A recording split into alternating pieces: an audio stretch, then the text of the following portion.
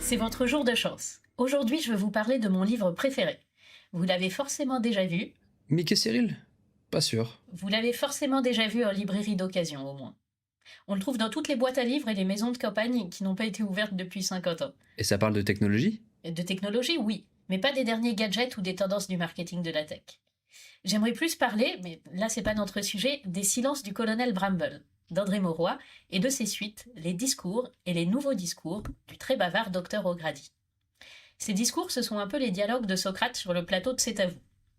Ce sont des propos philosophiques sur les sujets les plus variés, qui vont de la virginité au parlementarisme anglais.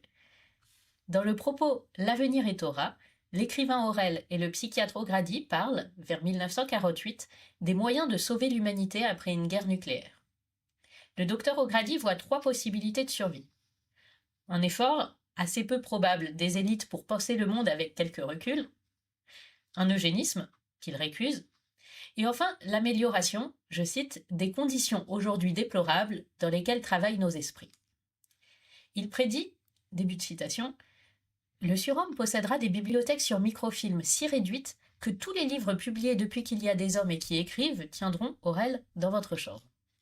Le grand Larousse n'y sera pas aussi épais qu'une boîte d'allumettes. Chaque livre microfilmé aura son numéro de code. En formant ce numéro, vous ferez apparaître la page de titre sur un écran placé en face de votre bureau, et si vous désirez retrouver dans le volume un passage ou un renseignement, vous aurez devant vous des changements de vitesse qui vous permettront de faire passer 1, 10 ou 100 pages à la minute. » CTRL F et scroll. « Quelle horreur !» dit Aurel. « Ce n'est pas tout, dit le docteur. Tous ces livres seront reliés entre eux par une machine à association d'idées, qui mettra à votre disposition, en quelques secondes, si vous voulez faire par exemple une recherche sur le traitement du zona par les médecins tibétains, ou sur le rôle de la pédérastie dans la fondation des empires, tout ce qui a jamais été écrit sur ces sujets capitaux. » Fin de citation. Moi, je trouve ça très attendrissant. Le docteur O'Grady décrit bien la transformation du monde en données et des données en informations. Le réel qui devient des bibliothèques, les bibliothèques des microfilms et les microfilms des ressources à renseignement rapide. C'était l'ambition de Google, rendre l'information du monde accessible et utile. Et face à cela, Aurel s'exclame « Quelle horreur ! Pourquoi s'acharner à rendre l'information utile quand elle peut juste être belle ? C'est bien plus beau lorsque c'est inutile.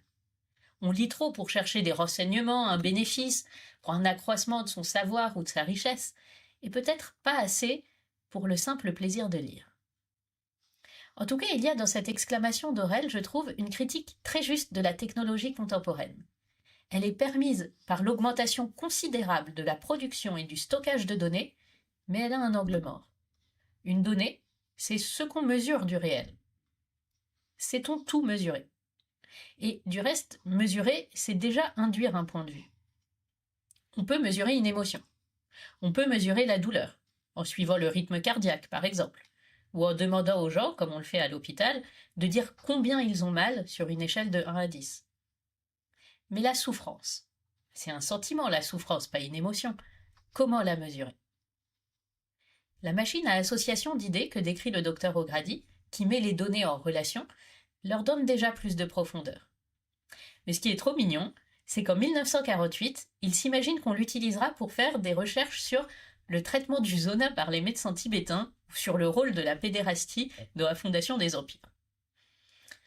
Quand on regarde le dernier rapport d'OpenAI sur l'usage de ChatGPT, publié en septembre 2025, les principaux usages de la machine à association d'idées, aujourd'hui, semblent plutôt être « Est-ce que je dois démissionner ? Est-ce que je dois écrire à mon ex ? Ou pour perdre du poids, est-ce qu'il vaut mieux prendre de la ricotta ou de la cocoyote ?» C'est aussi que le docteur O'Grady oublie une chose, cette machine à association d'idées se nourrit de toujours plus de données, et ces données, ce sont les utilisateurs qui les produisent. Mais vous verrez au prochain épisode qu'il est généreux sur ce sujet. Pas forcément optimiste, je rappelle que le propos s'intitule « L'avenir est Torah ». Trench Tech, esprit critique pour tech éthique.